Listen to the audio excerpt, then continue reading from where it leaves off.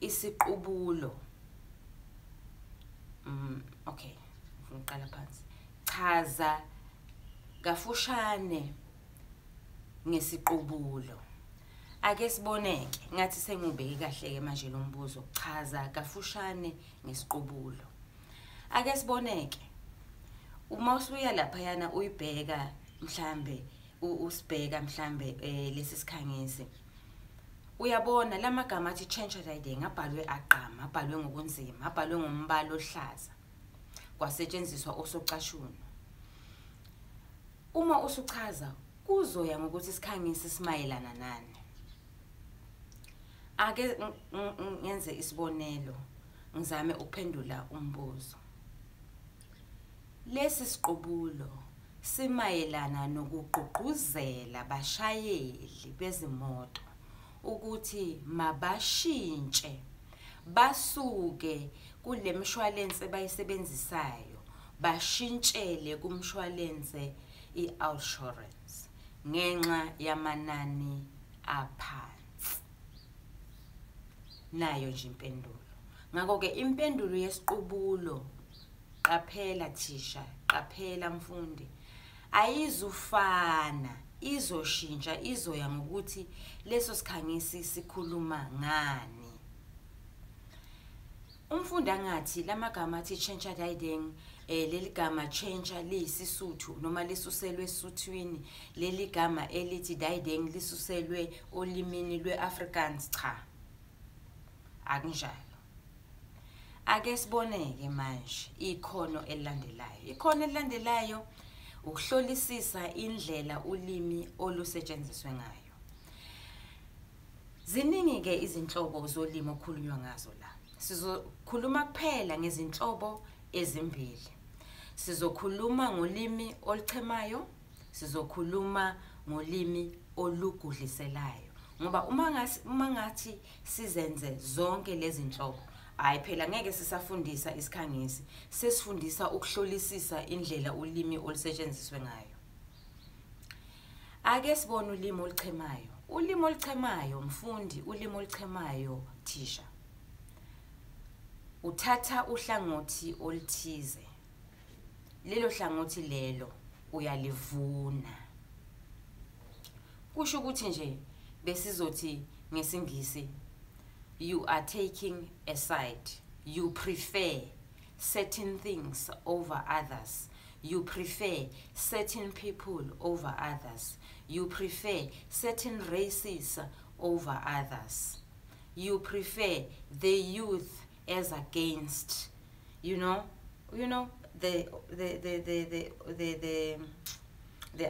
adults. Abanye abati the senior citizens. Ake siboneke manje. Njengoba sithi uyavuna, inkulumo yakho, ulimi ozolisebenzisa, amagama ozowasebenzisa azochaza lokho noma azokuveza lokho. Ake senze isibonelo. Abantu besilisa bayakwazi ukushayela izimoto. Sesiyazi ukuthi usho ukuthini. Omunye angayibeka ngalolu hlobo. Abantu besifazane abakwazi ukushayela imoto. Sesiyabona lo muntu lo okhulumayo kokuqala umuntu wesilisa, futhi uselithathile uhlangothi, futhi usesikhombisile ukuthi uyavuna, uvuna abantu besilisa. Usayida nabantu besilisa. Okay. Ake sithatheni ke manje futhi ulimi olugudliselayo. Ulimi olugudliselayo yilapho khona okhulumayo azokhetha igama elinayo, leli gama leli azolikhetha linayo incazelo eqondile. Kodwa ke manje alikhethe legama ukucashisa. Kusho ukuthi manje uma leli gama salikhetha selicashisa lelo gama lelo liyagudlisela lelo gama. Kusho ukuthi socashisa okuthize incazelo manje yaleli gama ngendlela alisebenzise ngayo ayiqondile icashile. Ake siboneke. Asithathe igama elithi tiye. Siyalazi tiye, nansi incazelo eqondile. Siyalazi tiye uketshezi lwesilungu. abanye baliphuza loluketshezi lushisa, abanye baliphuze lubanda. Ungaliphuza lulodwana noma ungaliphuza loluketshezi luhambisana namacebelengwane.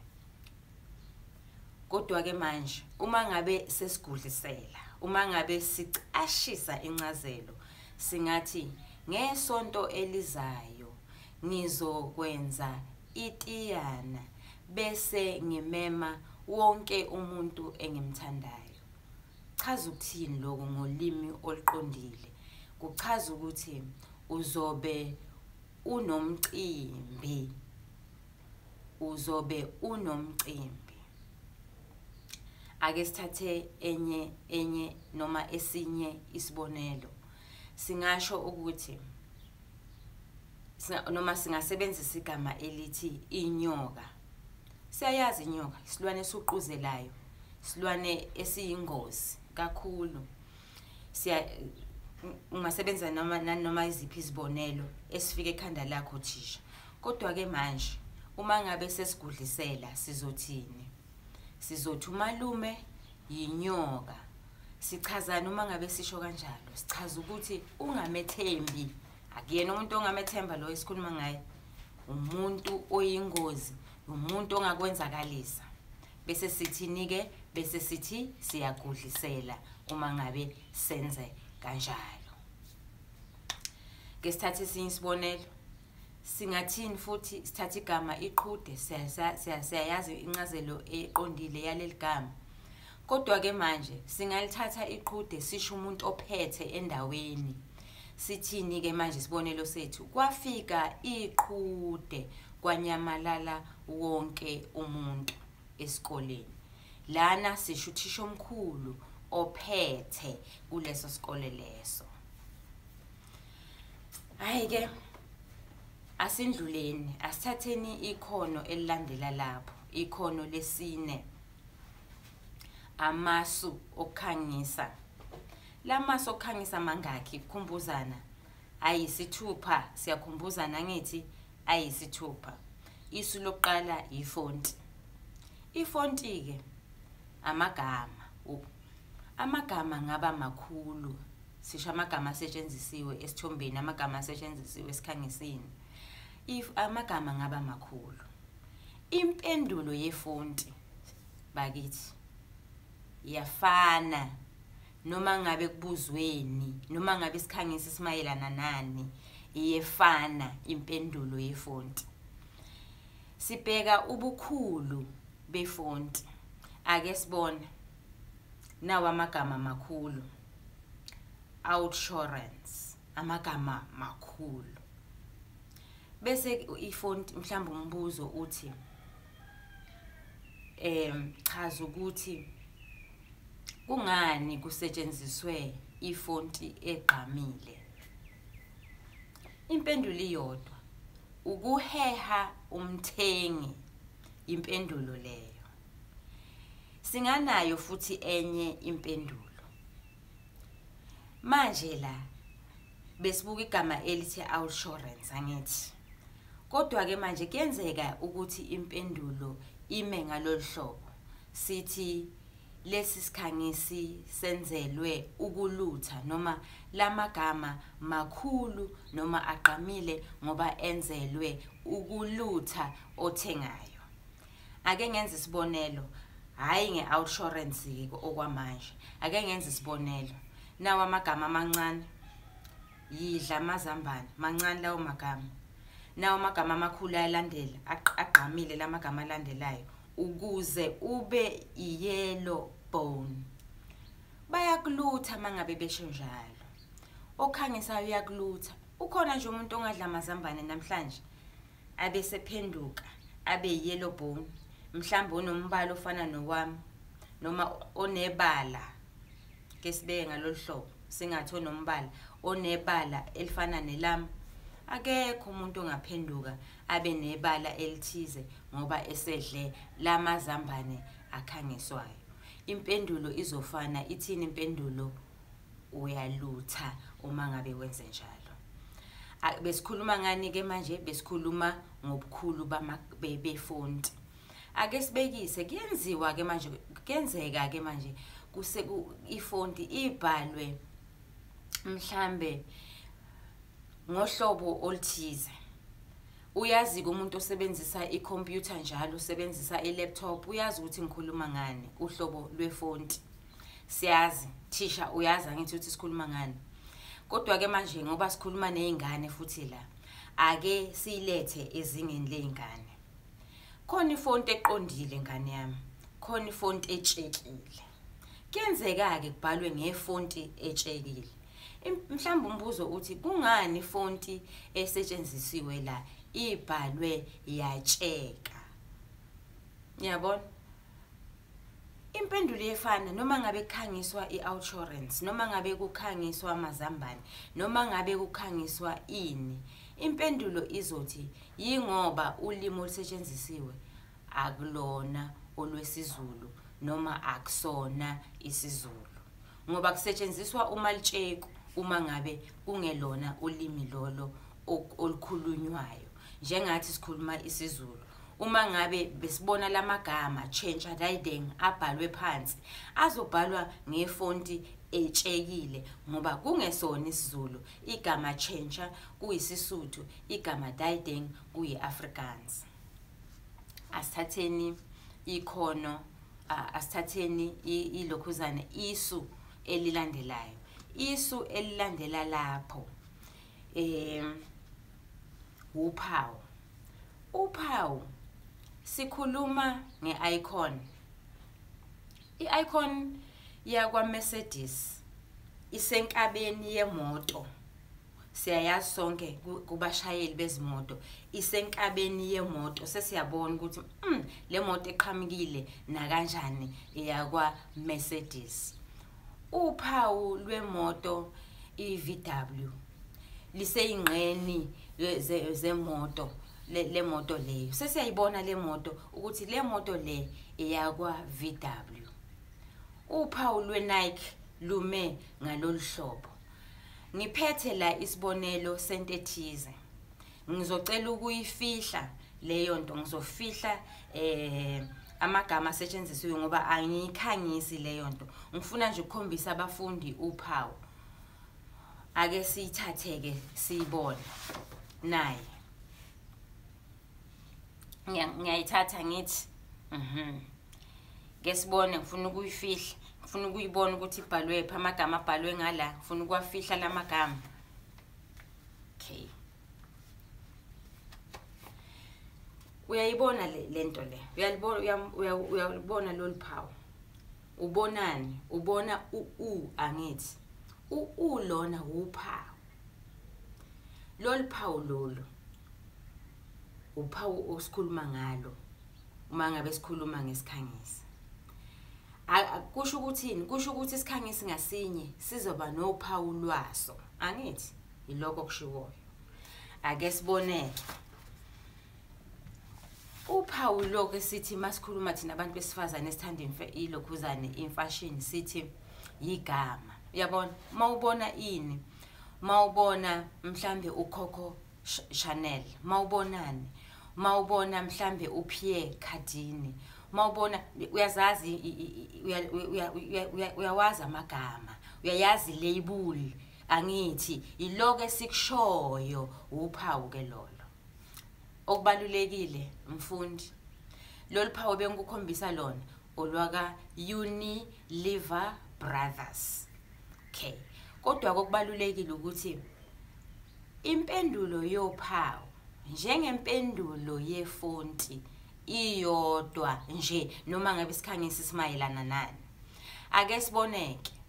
Ungathiwa ke umbuzo ungasho ukuthi mhlambe ke chaza lolu phawu noma ingathini noma kungathini noma umbuzo ungathini okufanele uqaphele ukuthi impendulo iyodwa.